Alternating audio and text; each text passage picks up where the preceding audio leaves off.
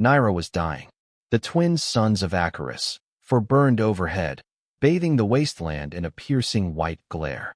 She lay motionless in the coarse red sand, her cracked lips parted in silent supplication for a mercy that would not come. Nearby, a flock of six-winged carrion birds hovered, their elongated shadows drifting across the ground like restless spirits. She could hear their rasping calls, echoing among the rock spires that jutted from the earth. Her exile had not been carried out in a moment of raw anger. Rather, it had been a solemn ritual decreed by her family. They believed she had betrayed them, broken some sacred obligation. Here, on the farthest outskirts of the star system, she had been left to perish. The exhalation of her last breath would be her final confession. The desert sands her unmarked grave. But Naira's mind still raced. In her half-delirious state, she recalled the day she had been escorted from her homeworld. Her elders, none of them unkind, had spoken to her in hushed tones, telling her she had only herself to blame. They believed an exile's death was a way to restore order, to cleanse the clan of misdeeds. With tears in her eyes, she had argued, pled, and finally raged. Yet the outcome was inevitable. Tradition demanded sacrifice, and she was fated to be that sacrifice. She had thought of running, but there was nowhere to run. The cosmos felt vast and empty to one who had never left home. In the end, she had accepted it, in part due to a bone-deep weariness she could not entirely explain. Maybe, she thought, if the desert claimed her, her name would fade from memory, her shame along with it. The dryness of her throat was unbearable, and her head felt light, as if it might float away. Her body had stopped sweating hours ago. The second sun, slightly smaller, though more intensely brilliant, scoured her with punishing heat, while the distant warble of shifting sands made her mind slip in and out of consciousness. She tried to move her arm, to shield her eyes, but her limbs were too heavy. Slowly, the world faded to black. A scream overhead jolted her awake. One of the carrion birds, emboldened by her stillness, had swooped low, trying to test whether she still lived. Its beak glimmered under the harsh suns, and it circled back with a piercing cry. Naira felt a surge of indignation. She did not want to die this way. She tried to sit up, failed, and instead fell back, sand grinding into her pale skin. Her mind wandered, drifting away from the present misery. Thunder, a rare sound on Icarus, rumbled across the air. She thought it was an illusion until the crack of a rifle blast whipped her senses into focus. One of the carrion birds exploded mid-descent, black feathers scattering in the sky.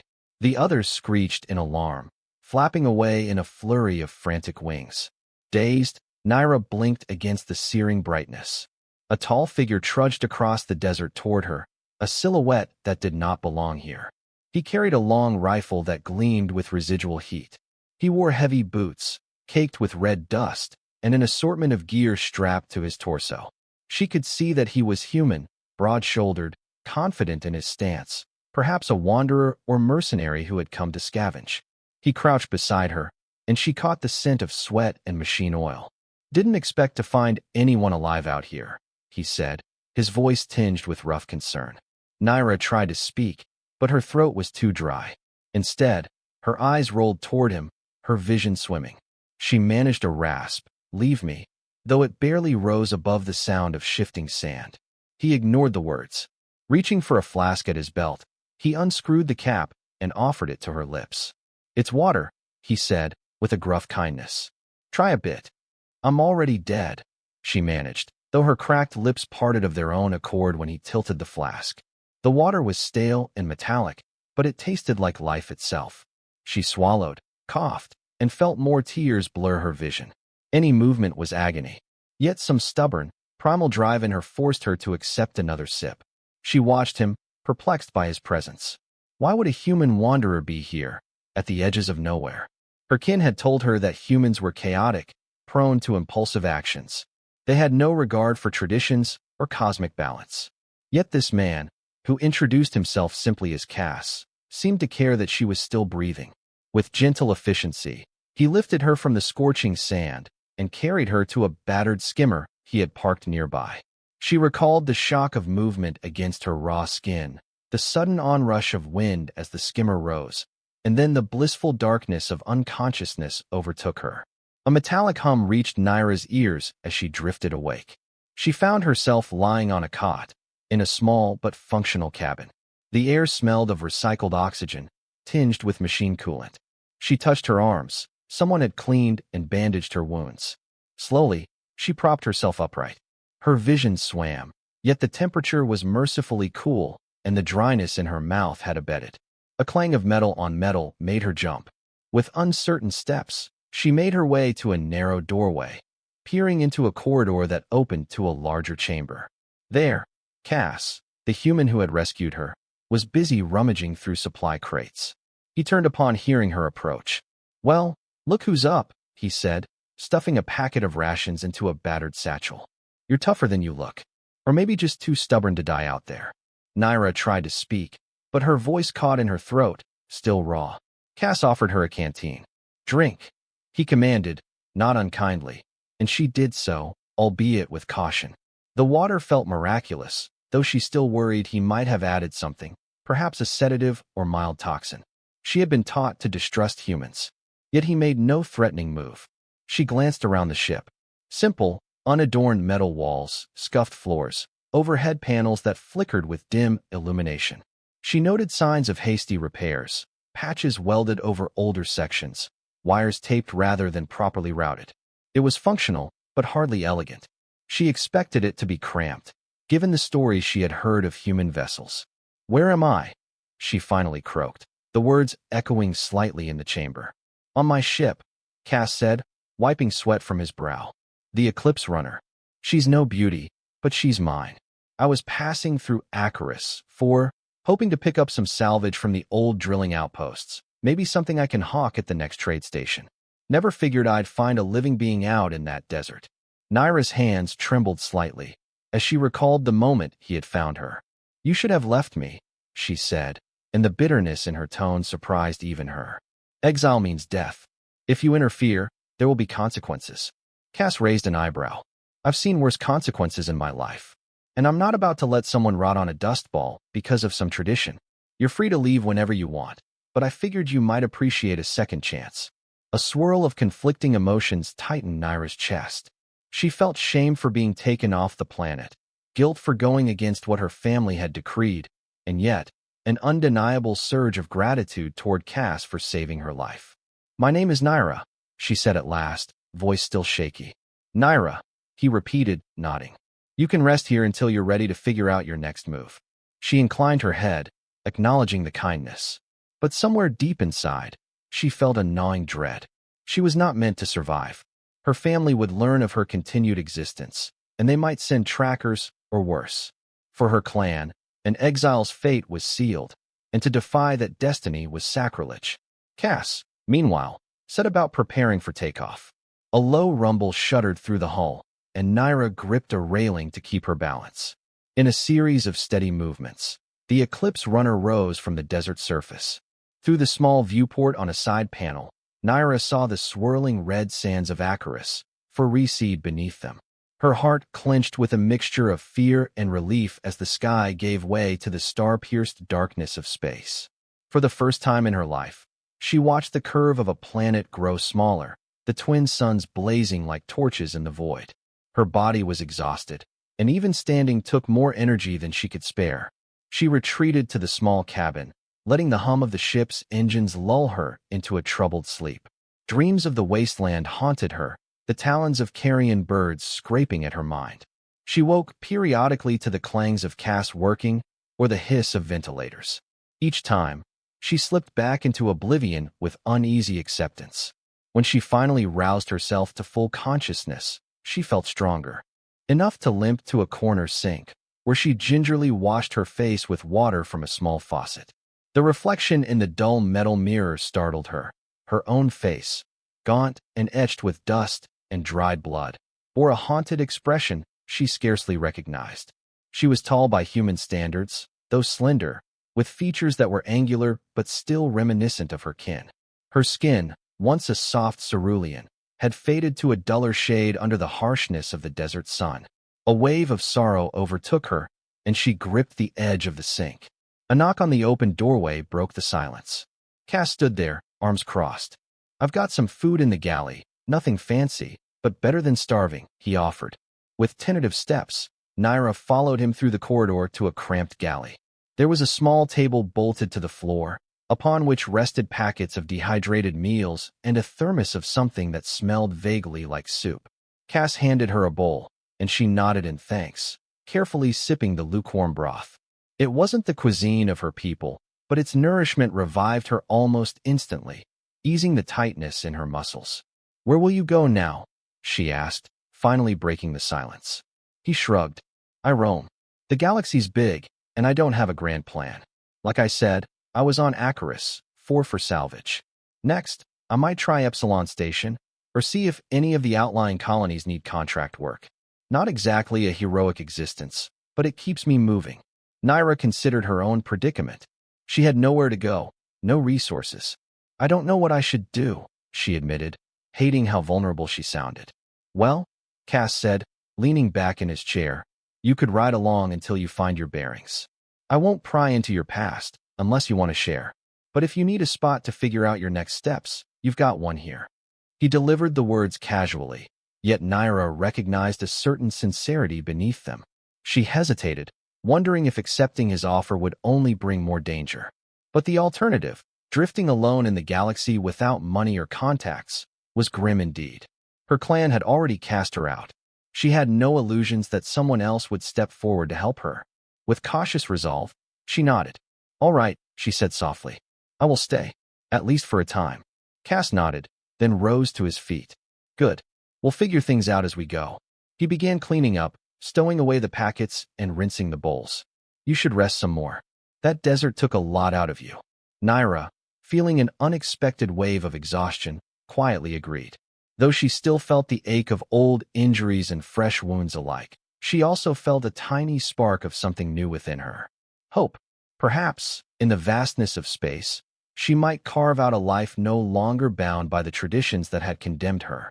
She looked at Cass with guarded wonder, uncertain of what the future might hold. Yet for now, she was alive, and that was more than she had dared to dream a short while ago. Days passed, marked by the gentle pulse of life support systems and the subtle thrum of the Eclipse runner's engines. The monotony of space travel was broken only by the starfields sliding silently beyond the windows and the occasional beep of instrumentation as Cass adjusted their course.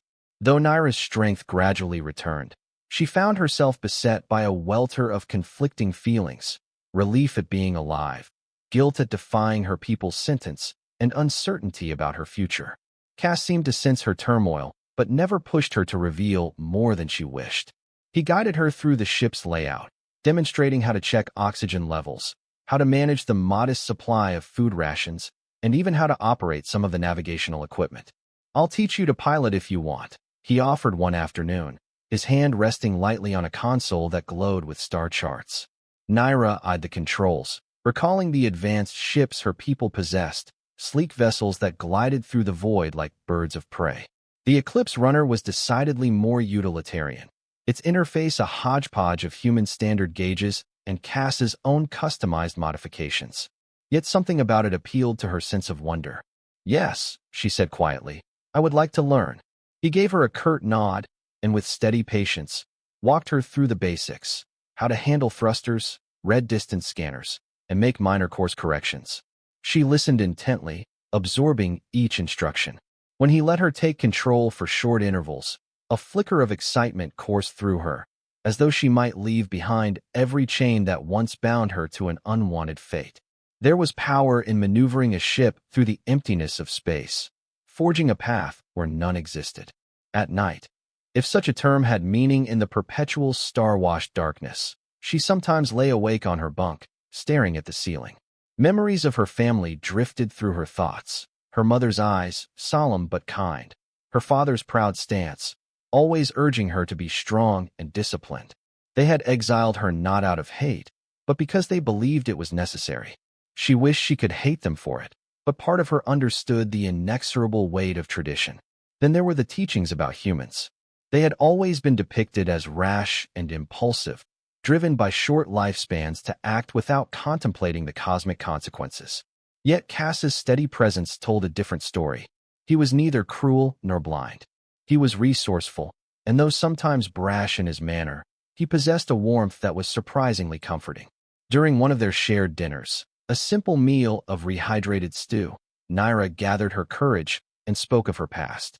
She explained, in halting phrases, how her clan revered duty and bloodlines above all else, how she had been accused of dishonoring the family by refusing a political alliance, how her protest had escalated beyond reason. In the end, the elders had declared that her sin warranted exile, that the desert sands of Acheris would claim her life, thus restoring cosmic balance. Cass listened without interrupting, his expression unreadable. After she finished, he leaned forward, arms resting on the table. "That's brutal," he said finally. "Hard to wrap my head around a family giving up on their own. But I guess every culture has its share of harsh traditions." She swallowed. "They aren't evil," she said softly. "Just bound to beliefs that have held our society together for centuries. My defiance broke something in them. Or so they say." A spark flickered behind Cass's eyes, an ember of anger at the injustice. Yet he only said, "Well, you're here now. Might as well make the most of it. Nobody's forcing you to follow those rules anymore." His words weighed on her. She had never considered living beyond her people's traditions. It was liberating, but also terrifying. She did not know how to be anything else. Some nights later, the ship dropped out of faster-than-light travel near a small trade station orbiting a lonely brown dwarf star. Cass had business there, selling salvaged parts he had collected from previous ventures. Naira felt a spike of anxiety. If her clan's influence reached here, word might spread that she was still alive. Yet Cass insisted they needed supplies, not to mention a chance for him to earn some credits. The station, called Darnak Outpost, was a ring-like structure spinning slowly to simulate gravity. Pulsing lights guided ships toward designated docking bays, and Cass deftly guided the Eclipse runner in, hooking onto an airlock corridor that hissed and locked into place. Together, they stepped from the cramped interior of the ship into the station's corridor, greeted by the stale smell of recycled air and the low hum of machinery. Naira's posture was tense, but Cass offered a reassuring nod. "Relax," he said. "Nobody's going to look twice at you unless you do something flashy. Keep a low profile, and we'll be fine." They passed through a checkpoint where a board security officer barely glanced at their identification. Inside, the outpost teemed with a cross-section of galactic drifters, miners, traders, smugglers, and a smattering of travelers. The atmosphere was charged with hustle and quiet desperation. Humans were plentiful, but other species mingled among the crowd. Naira found herself scanning the faces, half expecting to see someone from her clan, though logically she knew it was improbable. Cass led them to a modest bazaar area, where stalls displayed an array of technology, exotic trinkets, and contraband that officials chose not to notice. He bartered for engine couplings, data modules, and rations. Naira stood by, absorbing the dance of commerce. She tried not to stare at the variety of beings, each wrapped in their own private world of wants and needs. After completing his deals, Cass guided her to a seedy cantina on the upper deck of the outpost. The neon sign flickered overhead, announcing the establishment as the Spiral Drake, though some of the letters had burned out. Inside, the air was thick with smoke from questionable substances, and the lights were dim. A handful of patrons nursed drinks at small tables. A mechanical bartender, with an insectal design, clicked a greeting as they approached. Cass ordered a mild spirit for himself and a non-alcoholic beverage for Naira. She sipped tentatively, the unfamiliar taste biting at her tongue. As they settled into a corner booth, Cass pulled up a local news feed on his handheld device, scanning for anything of interest. Naira's gaze wandered. A group of rough-looking individuals entered, voices raised in boisterous argument. Their attire bore the insignia of various mercenary outfits. One of them, a broad-shouldered reptilian, glanced Naira's way, eyes narrowed suspiciously.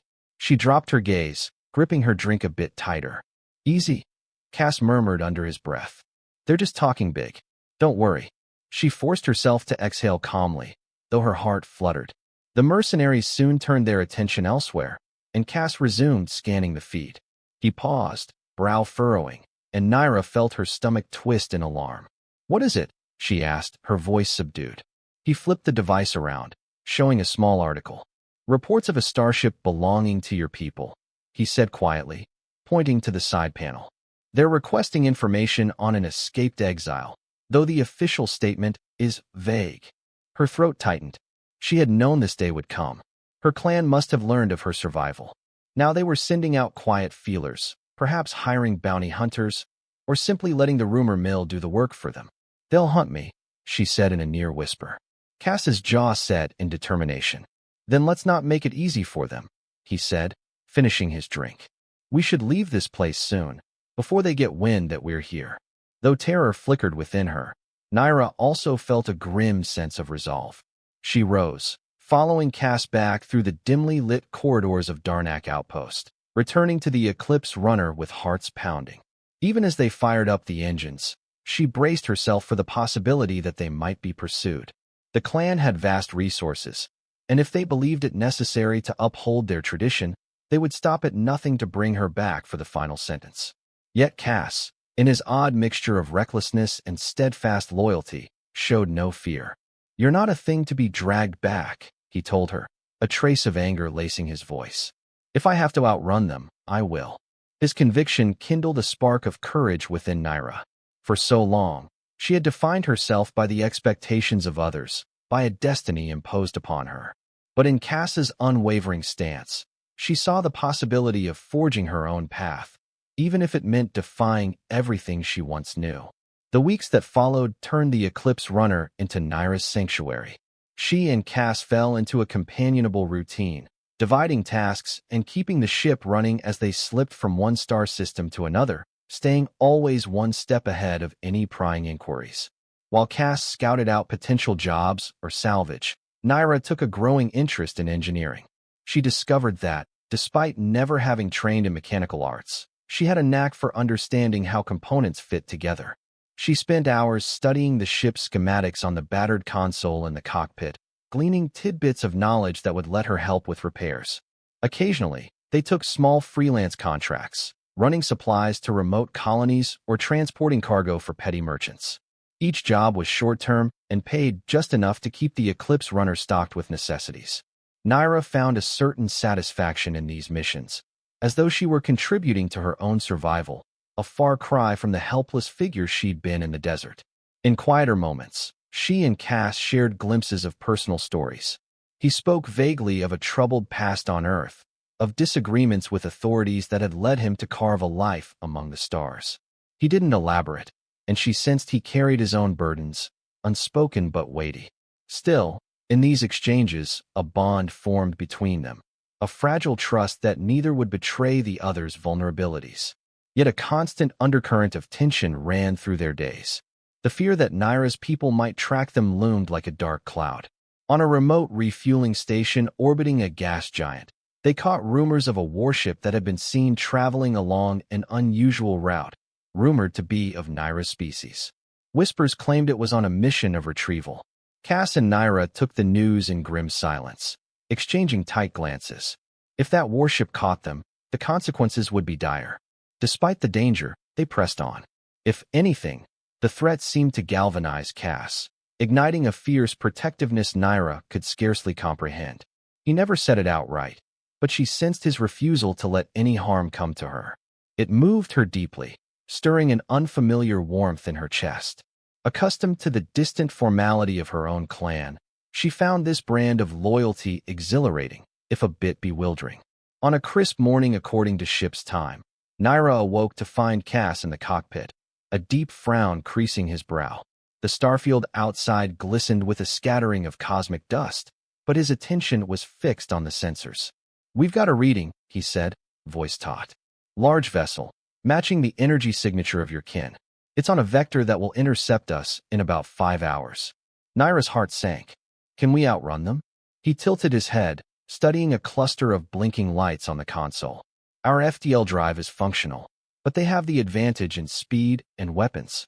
If we try to run in a straight line, they'll catch us. We need a more creative approach." Together, they pored over star charts, searching for anything that might help. Nebulae that could mask their signatures, asteroid fields they could slip through, gravitational anomalies that might warp detection. Finally, they identified a dense asteroid belt near the system's outer edge, a chaotic region of tumbling rock. Navigating it would be perilous, but it offered a chance to hide. Cass guided the Eclipse runner toward the belt, engines straining to push the ship to its top sublight speeds. Hours ticked by, and the warship's sensor blip crept ever closer on the readouts. With teeth clenched, Naira took the co-pilot's seat, assisting with thruster adjustments. The moment they hit the asteroid belt, the console erupted in a flurry of collision warnings, the ship bucking as Cass steered them between massive tumbling rocks that gleamed dully in the starlight. Behind them, the warship's silhouette loomed, a dark shape bristling with weapon turrets. It hesitated at the belt's edge, no doubt scanning for a safe route. Naira's breath caught as she watched the vessel. She pictured her family's stern faces, the unyielding eyes of the clan elders. But she was done submitting to their decrees. Dust and debris pinged off the hull, rattling the interior. Cass twisted the controls, skirting a boulder the size of a small moon. The Eclipse runner squeezed between chunks of rock, each rotation unpredictable. As the warship ventured deeper, energy flares rippled from its engines, powering up some scanning technology or possibly preparing weapons. "Hang on," Cass shouted, pushing the engines to a dangerous threshold. The ship tore through a narrow passage in the swirling mass of stone, scraping the hull but managing to slip through. Alarms blared as a smaller fragment clipped their port side, sending them into a spin. Naira fought the controls, regaining partial stability just in time to avoid a catastrophic collision. She tasted copper in her mouth where she had bitten her lip. A flash of light behind them signaled the warship firing a cautionary burst, an energy bolt blasting through the asteroids, sending shards of rock spinning in all directions. Cass cursed under his breath. "They're trying to flush us out." In a desperate maneuver, he cut the power to most systems, letting the ship drift. Naira's eyes widened, uncertain of his plan. With thrusters idle, the Eclipse runner glided into the shadows of a massive floating rock. Shrouded from direct scans, they waited. Silence gripped the cabin. The only sound was Naira's ragged breathing, each second stretching into eternity. Through the viewport, they could see the massive warship methodically sweeping search beams across the asteroid belt. Boulders cracked under the blasts of laser fire, sending debris swirling. They were searching, but the belt's density worked in the smaller vessel's favor, making detection challenging. Finally, as the warship drifted farther away, the search beams moved on. Cass coaxed minimal thrust from the engines, guiding them deeper into the belt, away from the enemy's main sweep. He exhaled, shoulders sagging with relief. Naira covered her mouth with a trembling hand. They had evaded capture, at least for now. When they were certain the warship had moved on, Cass reignited the engines, carefully threading a route out of the asteroid field. The near encounter left Naira shaken, yet also strangely invigorated. They had defied a vessel far more powerful than theirs, surviving on skill and a bit of luck. Cass shot her a grin. "Not a thing to be given back," he repeated, voice husky with adrenaline. "You're free, Naira." She managed a faint smile, gratitude and awe warring within her. No one had ever fought for her like this. She blinked back tears, focusing on the battered console. Once they were safely clear of the asteroid belt, Cass set a new course, away from the warship's projected path. The tension in the cockpit eased, replaced by a worn satisfaction. They had lived another day. But Naira knew the warship was only the beginning, a tangible sign that her family would not simply let her fade into obscurity. As Cass guided the Eclipse runner back into the endless starlit void, she realized there could be no turning back. Exile had set her on a new path, and she would walk it alongside this reckless human, forging a destiny that was truly her own. The next destination was a hidden sanctuary of sorts, a place Cass called the Crossroads. It was a secret mooring station nestled in a pocket of warped space near a binary pulsar. Only those with the correct coordinates and the skill to navigate the gravitational distortions could find it. Cass claimed it was a favored refuge for smugglers and fugitives, a place where prying eyes rarely ventured. Approaching the binary pulsar system was a harrowing endeavor. Twin stars, emitting intense beams of radiation, pulsed in rhythmic synchronicity. The swirling fields of energy made sensors glitch, and the Eclipse runner's hull rattled with stress. Cass, grim-faced, guided the ship along a carefully plotted route, while Naira monitored the readouts for sudden spikes that could tear them apart. After what felt like hours of nail-biting tension, they emerged into an oddly serene region of space. The crossroads was there, an abandoned station, half hidden by drifting clouds of ionized gas. Its pockmarked hull suggested centuries of partial decay. Once docked, they ventured inside. Strange graffiti covered the corridors, and the lighting flickered erratically. Yet they heard faint chatter, hushed voices that spoke in coded phrases. At a central hub, a few vendor stalls had been set up, selling black market tech and unregistered ship modifications. Hooded figures moved in the shadows, never lingering too long. Cass introduced Naira to a skeletal, cybernetically enhanced woman named Vex, who specialized in forging identities. Her eyes glowed with a bluish LED hue as she scanned Naira from head to toe. An exile, she commented in a rasping voice. Rare find, but not impossible. Naira shifted uncomfortably. She disliked the prying gaze, the sense that she was being evaluated like cargo.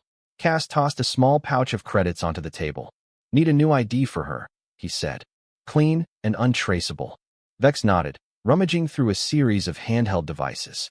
I can do that, she replied. But it'll cost you. And you'd best stay off official channels. I can't erase her entire past if her people are as persistent as rumors say. They haggled, eventually reaching an agreement. Vex took a bioscan of Naira's retinal patterns, altering them in the system to generate a new identity under the name Iris Kendar. When Naira looked at the forged ID, a hollow feeling swept over her. She was severing yet another tie to who she had once been. Still, necessity demanded it. This false identity would provide some measure of protection in a galaxy that might otherwise turn her over to her clan. While Cass oversaw final details, Naira wandered the corridors of the crossroads. She passed silent onlookers who measured her with guarded curiosity. One figure, robed in tattered cloth, beckoned her closer, whispering, "You smell of a proud lineage. Are you not afraid?" She did not respond, hurrying away, her skin prickling. Upon returning to the Eclipse runner, she found Cass installing a new set of transponder chips Vex had provided. The illegal modification would let them change the ship's signature at will, further complicating any pursuit. It won't make us invincible, he said, wiping sweat from his brow. But it adds another layer of confusion for anyone who tries to track us. Naira leaned against the wall, arms crossed. Thank you, she said softly, voice laden with meaning. He glanced at her, eyebrows raised. For everything, she elaborated. You've risked so much. I don't know how to repay you. He straightened, looking vaguely uncomfortable. Don't think of it as a debt, he said. Just keep fighting for your right to live free. She felt a sudden impulse, an upwelling of emotion she could not easily name. With a slight tremble, she stepped forward and placed a hand on his shoulder. Still, she whispered, I am grateful. The moment stretched, a subtle current passing between them. His gaze flicked away, and he cleared his throat, returning to the transponder. With the new identity established, the next challenge was to decide where they would go. The galaxy was vast, but the reach of Naira's clan was not to be underestimated. They debated traveling toward the frontier worlds, those newly terraformed planets where governance was lax. Alternatively, they could slip into one of the populous core systems, hoping anonymity in the masses would keep Naira safe. Each option carried risks. In the end, they chose a route that led toward the Tralles sector, a region known for its labyrinthine asteroid colonies. Many exiles and misfits had found refuge there. It would be as good a place as any to lay low while they figured out their next steps. Cass set the course, and soon they departed the crossroads, leaving behind the pulsar's eerie glow. Yet as they sailed through hyperspace, Naira could not shake the feeling that they were being watched. She found herself pacing the corridors at odd hours, drawn by a nameless anxiety. Once, she paused at a porthole, staring out at the shifting lights of hyperspace, recalling the final words her father had spoken before her exile. The cosmos will judge you. Whether you live or die, you carry our family's honor with you, even in disgrace. Those words weighed heavily on her, both a curse and a strange benediction. Cass, ever the pragmatic pilot, noticed her unease. "You're worried they'll find us," he stated one evening, leaning against a bulkhead. She nodded, admitting to herself that fear was indeed gnawing at her insides. "I can't imagine they'd give up. My family is powerful, and this is a matter of honor for them." He regarded her thoughtfully, then straightened, planting his feet firmly. "Let them come," he said, an edge to his voice. "I'm not running forever, and neither should you. One day, if they corner us, we'll face them. And if it comes to that, we won't face them alone." A flicker of something sparked in her chest, admiration, perhaps even affection. She gave him a rueful smile. "You're reckless, Cass." He chuckled. "Reckless enough to stand between you and a warship. I'll take that as a compliment." Her gaze lingered on him for a heartbeat before she turned away, heat flooding her cheeks. In the hush of that moment, she felt the faint stirrings of a bond deeper than mere camaraderie. If fate permitted, she might explore that connection. For now, survival remained the priority. Together, they pressed on, forging a fragile peace in the silent corridors of their battered ship, suspended between the endless stars and the looming shadow of a warship that sought to reclaim her. Not long after leaving the crossroads, the Eclipse runner set a course for a desolate star system known only by a catalog number, XA-217. Cass had heard rumors of abandoned research stations that might hold valuable artifacts or data logs worth selling. It seemed a decent opportunity to earn enough credits for more thorough ship upgrades. Naira agreed, eager to contribute and strengthen their chances of eluding her clan's pursuers indefinitely.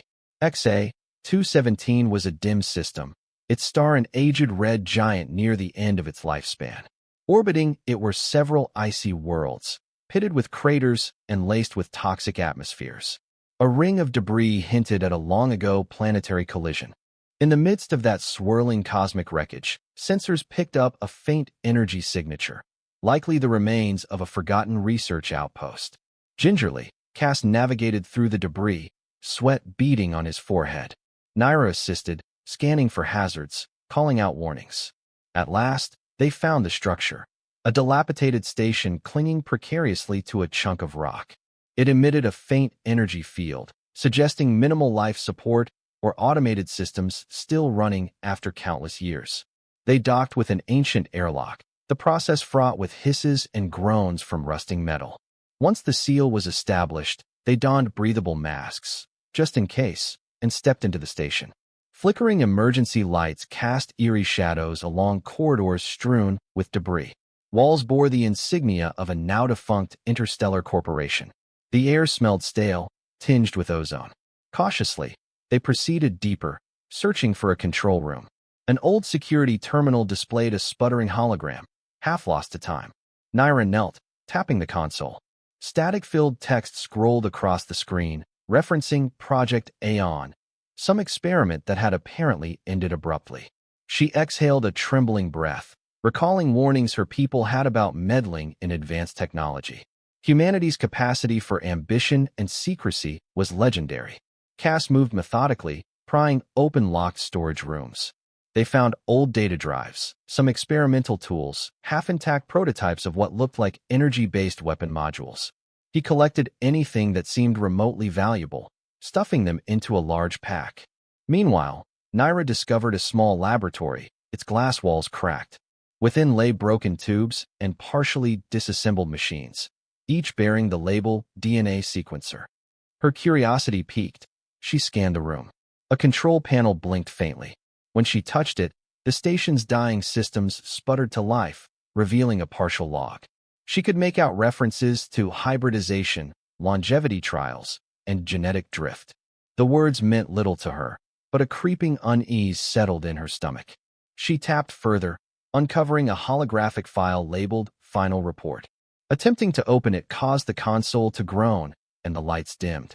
Clearly, the data was corrupted. From down the corridor, Cass called out, "Find anything worthwhile." She heard his footsteps approach. She gestured to the flickering console. Some references to genetic research. Possibly valuable if it can be salvaged. He peered at the screen, grimacing at the garbled text.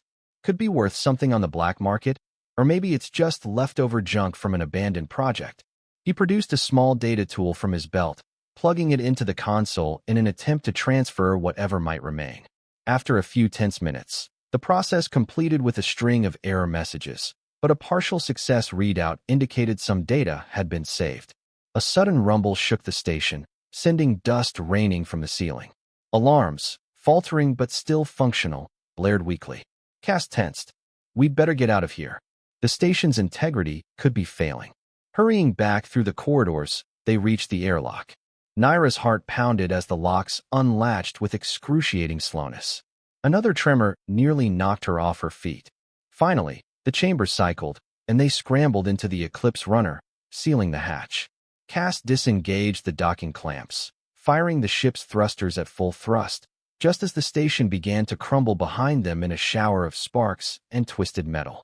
Safely away, they watched from the cockpit as the remains of the outpost drifted, torn by internal explosions that cast brief, fiery gouts into the vacuum. Naira felt a pang of melancholy, wondering what secrets had been lost forever in that ancient place. Still, they had salvaged what they could. Once they were clear, Cass set a course for a quieter stretch of space. Days passed in relative calm, giving them time to examine their hull. The data drives from the station proved mostly corrupted, but the partial logs they extracted hinted at a project to extend human lifespans by splicing genetic material from various alien species. Naira found the concept unsettling. Her people had advanced biology, but they shunned direct genetic manipulation, believing it to disrupt cosmic harmony. One evening, Cass approached her, holding a battered metal case. This was with the weapon prototypes, he said, opening it carefully. Inside lay a small device that pulsed with a faint azure glow. Some kind of advanced energy emitter, he mused. Could be a big find if I can figure out how to stabilize it. Naira leaned in, feeling the device's subtle hum. Suddenly, she experienced a strange resonance, as though the emitter's energy brushed against her own physiology. A faint tingling spread through her fingertips. She drew back sharply, uncertain what it meant. Cass frowned. You okay? She nodded, though her heart still raced.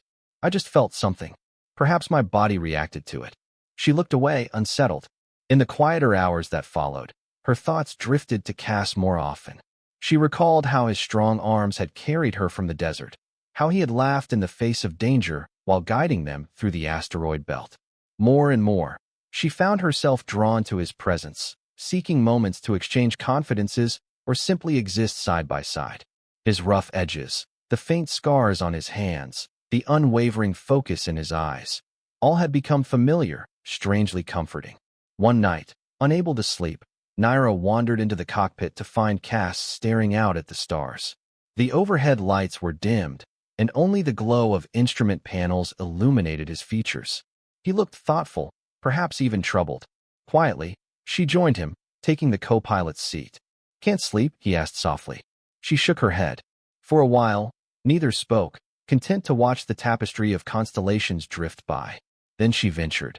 Do you regret finding me? His gaze remained on the stars, but he shook his head. No. Sometimes I wonder if I've made my life more complicated, but regret? No. The gentle hush in his tone warmed her. She fiddled with the hem of her sleeve, gathering courage. I never thanked you properly. You saved me from a fate I thought was sealed. She paused, forcing herself to confront the swirl of emotion within her. I'm not used to relying on others. My clan taught me to accept punishment, to shoulder burdens alone. But you changed that. He turned to her, the reflection of distant starlight glimmering in his eyes. We all need someone, he said simply, a quiet confession that resonated in the small cockpit. You saved me, too, in a way. I was drifting through life, no purpose beyond scrounging enough credits to keep flying.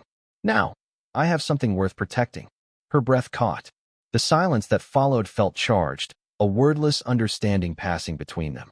Slowly, she reached out, placing her hand over his. His calloused fingers curled around hers, a small yet profound act of connection. In that moment, with the distant stars as witnesses, Naira felt a sense of belonging that she had never known. She was an exile, but here in the cockpit of a ragged ship, she had found a place where her soul felt at peace. They stayed like that for a time, letting the shared warmth speak louder than words. Then, as if by unspoken agreement, they separated, returning to the rhythms of their daily vigil. Yet neither could deny that something new had awakened between them, a tenuous bond forged in the crucible of survival and shared trust. Eventually, they reached the Tralles sector, an expanse of space scattered with countless asteroid colonies. True to its reputation, it was a haven for outcasts, renegades, and anyone seeking to disappear. Cass managed to secure temporary docking rights at a refitted mining facility called Haven's Drift, a sprawling network of tunnels hollowed out from a giant asteroid's core. Haven's Drift had grown into a small, self-governing community over the years. Makeshift habitats, shops, and even an entertainment district had sprung up within the rocky labyrinth. Artificial gravity plates kept the population grounded. Dim lighting and narrow passages lent the place a claustrophobic charm. For Naira, it was a stark contrast to the open vistas of her homeworld, yet it offered anonymity, which suited her needs perfectly. They spent a few weeks there, taking on odd jobs to earn credits and maintain the Eclipse runner. Cass did some hauling work, moving or from remote asteroid outposts to Haven's Drift, while Naira helped calibrate outdated life support systems for the colony's dwellers. Each day felt oddly peaceful, despite the tension simmering beneath the surface. She knew the warship might appear at any moment. On a rare evening off, they found themselves in a cozy establishment carved into the rock wall, a place that passed for a tavern in Haven's Drift. Tables were packed with asteroid miners, smuggling crews, and the occasional drifter. Lanterns made from repurposed plasma tubes cast a warm glow, illuminating the swirling dust in the air.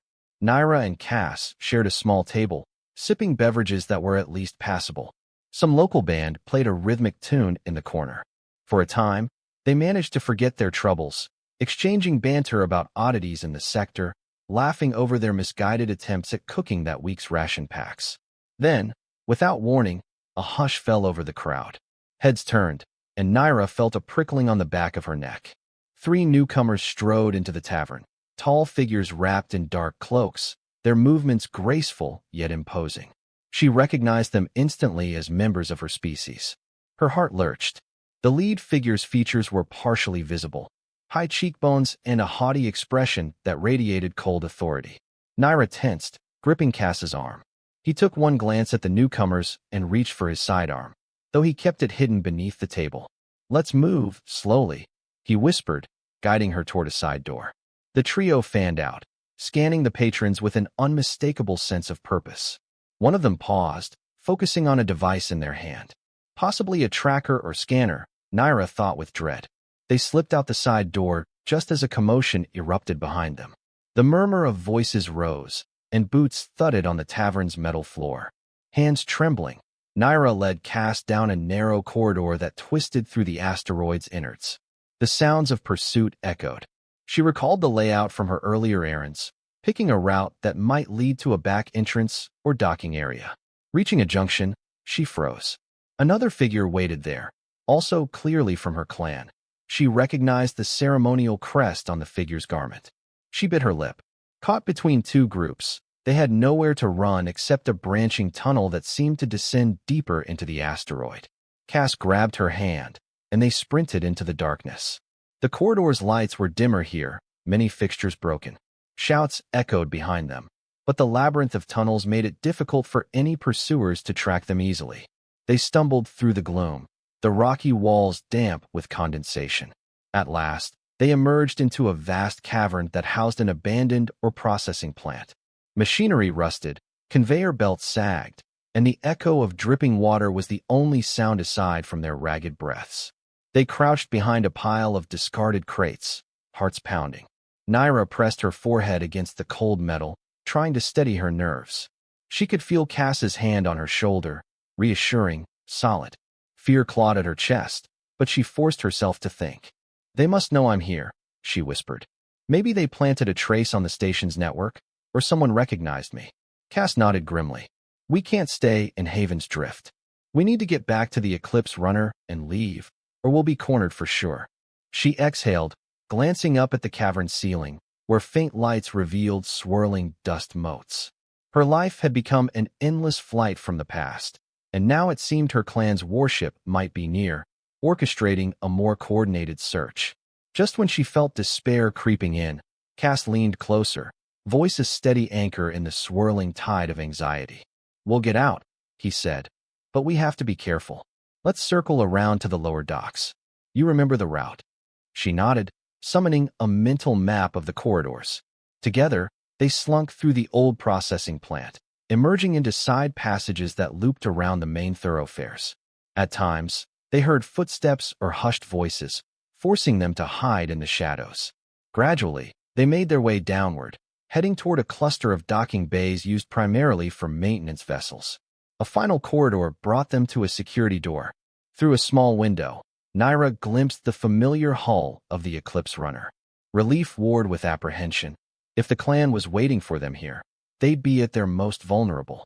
Cass inched closer, peering into the docking bay. He saw no immediate sign of an ambush. Swiftly, they opened the door and dashed across the metal deck. The Eclipse Runner stood a short distance away, its ramp lowered. Naira's heart soared.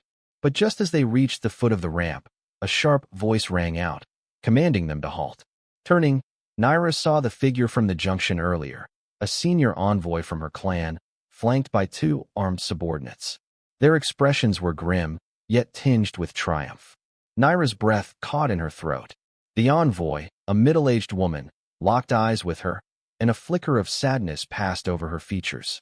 "Naira," she said softly, "your father sends word that it's not too late for you to repent. Return with us, and face the judgment of the elders." Cass leveled his sidearm, face grim. "She's not going anywhere with you," he said. The envoy's gaze slid to Cass, and she gave a small sigh. "You're a fool. You cannot comprehend our ways. If we must take her by force, we shall." Naira felt a flurry of emotions. Anger, fear, and an odd pang of sorrow. She remembered her father's voice, his stern face. Was it truly possible that they hoped to spare her a worse fate by capturing her now? Or was this simply a last vestige of the tradition that demanded her life? Cass's knuckles whitened on the weapon. "I've faced worse odds," he growled, "and I'm not giving her up." The envoy inclined her head to the armed subordinates, who raised sleek rifles. Tension sparked in the air. Naira's heart hammered, and she braced for violence. Desperate, she raised her hands, stepping forward. "Stop," she pleaded, voice echoing in the docking bay. "Enough blood has been spilled. Don't do this." The envoy's expression wavered. "Then come willingly," she said, her voice almost gentle. "Stop this senseless resistance." Naira's voice trembled with the weight of her decision. "I cannot," she replied. "Your laws condemn me to death. I won't go back to die for an outdated custom." An anguished flicker crossed the envoy's face. "So be it." She gestured to her subordinates. "Seize them." In a flash, Cass fired. A stun bolt crackled through the air, knocking one of the subordinates to the ground. The other shot back, forcing Cass to dive behind a crate. Naira, adrenaline surging, wrenched a small pistol from her belt and fired in the envoy's direction, driving her back. The clang of energy rounds ricocheted off the deck plating. Sparks flew, dancing in the stale air. Amid the chaos, Naira and Cass retreated up the Eclipse Runner's ramp, slamming the hatch shut behind them. The ship's engines roared to life, vibrating through the hull. Cass sprinted to the cockpit, Naira right behind him. A glance at the external cams revealed the envoy scrambling for cover, brandishing some handheld device, possibly to call reinforcements. "Strap in," Cass barked. "We're punching out of here." He powered up the thrusters, blasting out of the docking bay with reckless speed. Alarms blared throughout Haven's Drift as the Eclipse Runner rocketed into open space. On the sensors, Naira saw a blip. The warship was there, lurking behind the asteroid. Her stomach twisted. This was it, a confrontation they had dreaded for so long. Cass accelerated, weaving around the asteroid to avoid the warship's line of fire. But the behemoth turned to intercept, bright lances of energy searing the darkness. The Eclipse Runner shuddered as a near miss rattled the shields. Cass spat a curse, coaxing every ounce of power from the engines. In the co-pilot's seat, Naira fought to keep sensor readings stable. She saw smaller fighter craft launching from the warship's hangar. "They're sending interceptors," she warned. Cass's face was a mask of determination. "Then let's see if they can catch us."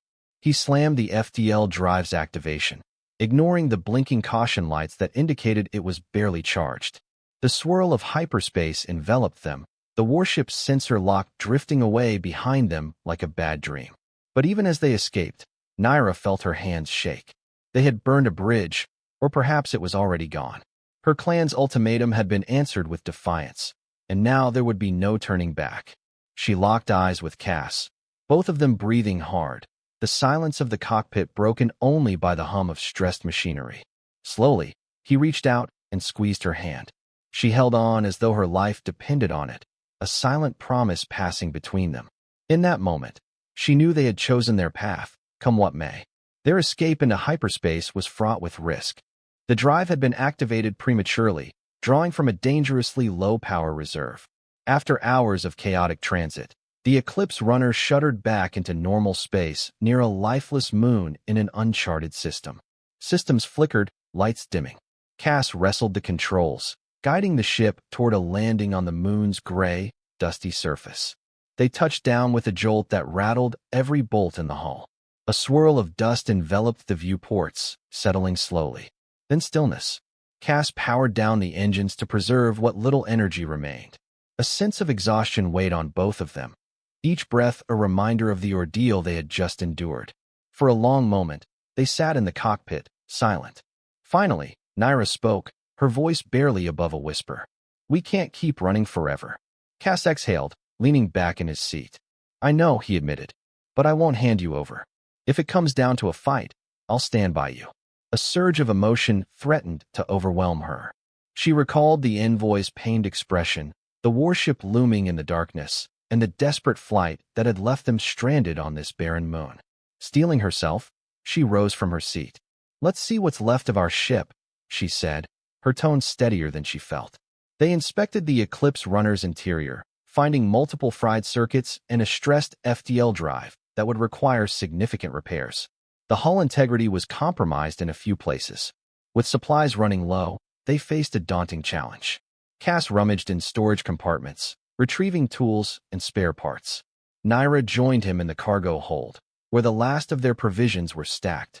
Through the open hold ramp, she gazed at the moon's desolate terrain, endless gray dust dotted with craters. No sign of life, no atmosphere to speak of. Their environmental suits would protect them if they needed to venture outside, but there seemed little point unless they discovered a hidden resource. Hope of immediate rescue was slim. As they began patching the FTL drive, working side by side, Cass's resolute calm steadied her nerves. She recalled the countless times he had refused to abandon her, risking his life to keep her free. Gradually, a plan began to crystallize in her mind. The flight was done. If her clan was so bent on reclaiming her, perhaps the only solution was to confront them on her own terms, to make them understand she would not bend, nor would she simply vanish. She mulled the idea for days as they toiled in the cramped heat of the engine room. Finally, one evening, after they had shared a meager meal, she found Cass in the cockpit, once again gazing at the stars. She joined him, heart pounding. "I have a proposal," she said softly, her voice echoing in the still air. "We can't outrun them anymore. Let's choose where to stand. Where I come from, there is a place, an ancestral ground, where treaties were once made and judgments passed. If I face them there, maybe they'll listen. Maybe I can win my freedom in a way they accept." Cass turned to her, eyes dark with concern. "And if they don't listen?" She swallowed. "Then I'll fight. And if they kill me, at least it will be my choice, not an exile's execution." His jaw tightened. "You're stronger than you think," he said, though a flicker of worry shadowed his face. "All right. If that's your decision, I'll help you. I won't let you face it alone." Gratitude surged through her, mingling with apprehension. "Thank you," she whispered, placing a hand over his. "We'll need to fix the Eclipse runner enough to reach my homeworld's orbit, then signal them for a formal challenge." He arched a brow. "Sounds downright suicidal, but I'm with you." A small smirk tugged at his lips, a hint of his trademark recklessness. They set to work in earnest, cannibalizing non-essential systems for parts, rerouting power where needed. Days blurred into nights as they fought against the ship's injuries, forging creative solutions to patch the drive. The bleak lunar landscape offered no respite, but they labored tirelessly. At last, after a final check of systems, Cass fired up the engines. The cockpit panels flickered to life, albeit with some caution lights still glaring. Naira strapped in, heart pounding with anticipation. The thrusters roared, lifting them off the moon's surface in a storm of dust. In the star-speckled void above, they aligned with the star map that would guide them back to the region near her homeworld. Though she had been exiled on Acarus, 4, her people's seat of power lay on a neighboring planet in the same system, a lush world called Kelrian, known for its sprawling crystalline forests and indigo oceans. As the Eclipse Runner neared the star system, Naira felt a whirlwind of conflicting emotions: the shame of exile, the lingering warmth of her ancestral homeland, the terror of her family's reaction.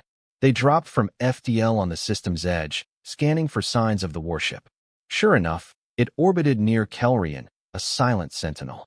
Cass steeled himself, scanning the frequencies. "What now?" he asked. Naira took a steadying breath. "Open a broad-channel message," she said. "I'll address my clan directly." He nodded, flipping switches. With the comm channel live, Naira spoke, her voice trembling at first but growing steady. "This is Naira, of the House of Serikan," she began.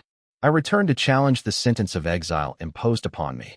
I invoke the ancient right of judgment at the fields of Vahar. Meet me there, or forever forfeit your claim over me." Her words, echoing in the cockpit, sent a chill through her. She ended the transmission, leaning back. Cass shot her a questioning look.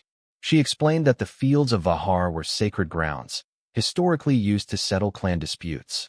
Under tradition, any formal challenge had to be answered.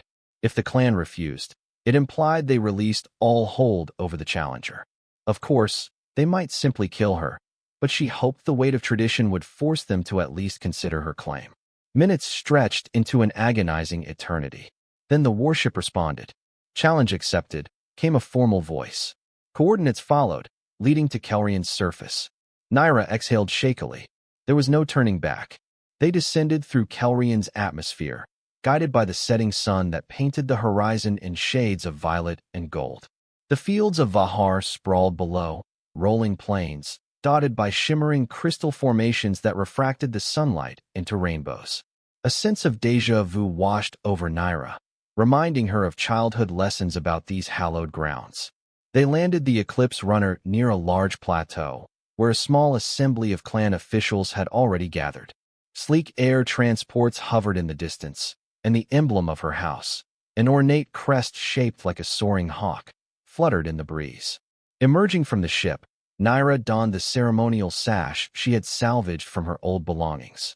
Cass trailed her, sidearm holstered but at the ready.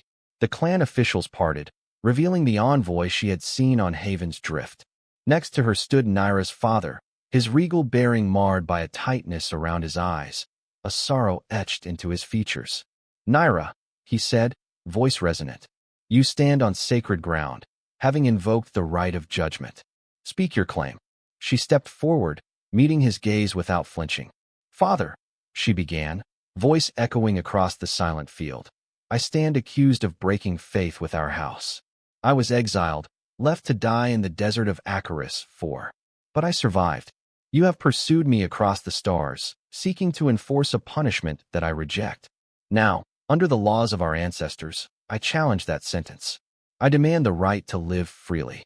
A murmur spread among the gathered officials. Her father lifted a hand, silencing them. "The disgrace you brought upon us was grave," he intoned. "You refused the duty arranged for you. Your exile was ordained by the elders." Naira's heart pounded, but she held her ground. "Duty is not the same as blind obedience," she countered. "I would not be bartered like a trinket to forge an alliance I never wanted. And if our traditions require death for such defiance, then perhaps our traditions are flawed." A collective gasp rippled through the crowd.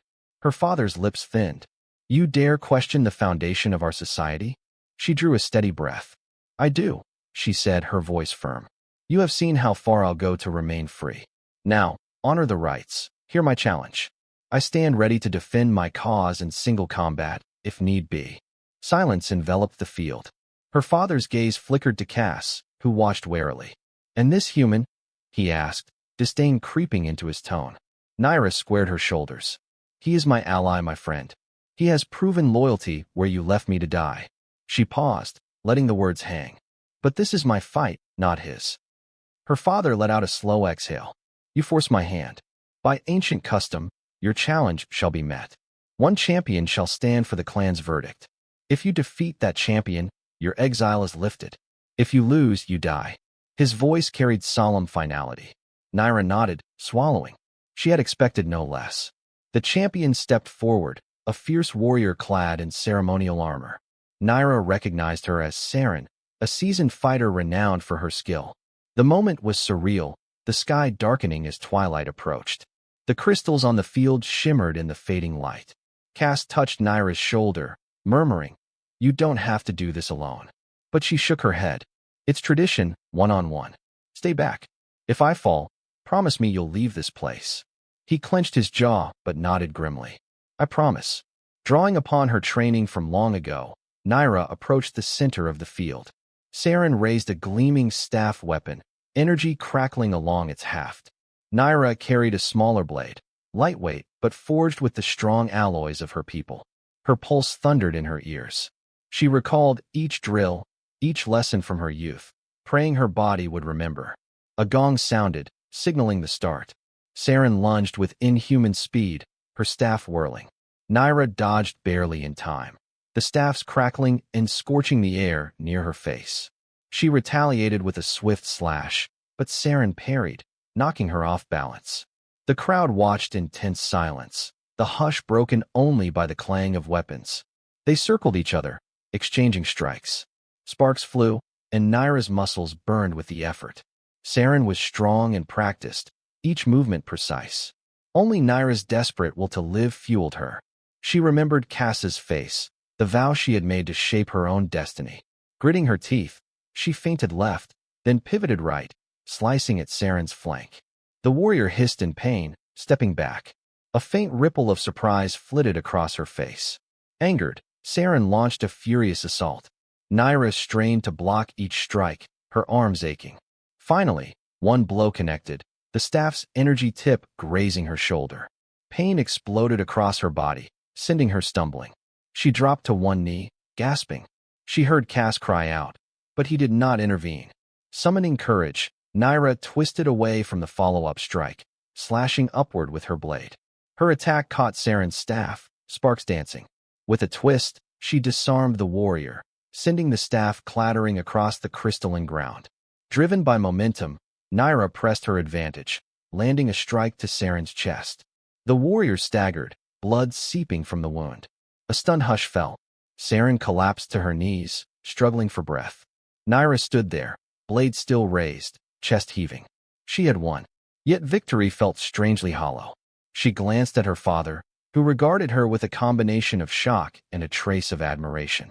By tradition, Naira had every right to deal a final blow, but she hesitated, remembering the gentle lessons of compassion from her youth, the teachings that had once guided her family before fear and strict codes overshadowed them. With a trembling hand, she lowered her blade. "I claim my right to live," she said, voice steadier than her quivering limbs. "Not to kill. Let this be the end of the feud." A pause. Then her father stepped forward. He placed a hand on Saren's shoulder, signaling for medics to rush in. Turning to Naira, he inclined his head, proud bearing dented but intact. "You have overcome our champion," he said, voice echoing. "By ancient law, you are free from exile. The clan will not pursue you further." Relief and disbelief surged through Naira. She felt Cass at her side, and she grasped his hand. Her father's gaze flicked between them. Then, in a moment of quiet resignation, he uttered words that carried both sorrow and acceptance. "You are no longer bound to our ways. Go in peace, daughter." Tears blurred Naira's vision, a lifetime of conflicting emotions welling up. She wanted to say something, to express all that she felt, forgiveness, pain, gratitude. But words failed her. Instead, she bowed her head. Slowly, she and Cass retreated to the Eclipse runner, the crowd parting to let them pass. As the ship lifted off, Naira watched the fields of Vahar recede below, the crystals glinting like tears in the twilight. She had broken the chains that bound her. The clan's warship, a dark sentinel in the sky, did not fire upon them. She had won her right to exist, not by running, but by standing her ground. In the days that followed, the Eclipse runner soared through the star-spattered void, free of pursuit for the first time since Naira's rescue on Icarus IV. The silence of the comm channels was eerie, yet liberating. No more urgent scans, no more frantic evasion. The clan had relented, honoring the ancient rites outcome. Naira sat in the cockpit, gazing at the swirling colors of a nebula they passed. She felt a quiet awe, still adjusting to the enormity of what had happened. She was no longer in exile, not technically, though her path diverged irrevocably from that of her people. The weight of fear had lifted, replaced by a blossoming sense of possibility. Cass leaned over, checking readouts on the console. "We can set a course to wherever you'd like," he said, a slight smile curving his lips. "Any place you've dreamed of seeing?" She considered. Her entire life had been shaped by constraints, traditions, expectations, and then exile. Now, the galaxy lay open, a vast frontier where she might define her own destiny. She cast him a sidelong glance, warmth spreading through her chest. "Somewhere new," she murmured, placing her hand gently on his. "Somewhere neither of us has been before." He nodded, tapping coordinates with an almost boyish enthusiasm. "I hear rumors of a hidden paradise world at the edge of known space. Might be worth checking out." She smiled, feeling that spark of adventure she had once believed impossible. As the stars streaked by in the viewport, she turned to Cass, her voice quiet yet resolute. "Whatever we find, we face it together." His hand squeezed hers, calloused fingers lacing with her own. "Together," he echoed, a promise that shone brighter than any star. With a soft hum, the Eclipse runner's engines accelerated, propelling them into the unknown. Behind them lay the ghosts of exile and pursuit, of tradition and fear. Ahead lay uncharted worlds, new mysteries to unravel, and the exhilarating freedom to choose their own course. Naira inhaled, savoring the moment, her heart light with possibilities. And so, with hope kindled by each other's presence, they ventured into the endless sky, forging a future no longer shackled by fate or duty. In the hush of the cosmos, two wanderers found home in one another, determined to make their stand not in fear, but in the joy of discovering what lay beyond the next sunrise of the stars.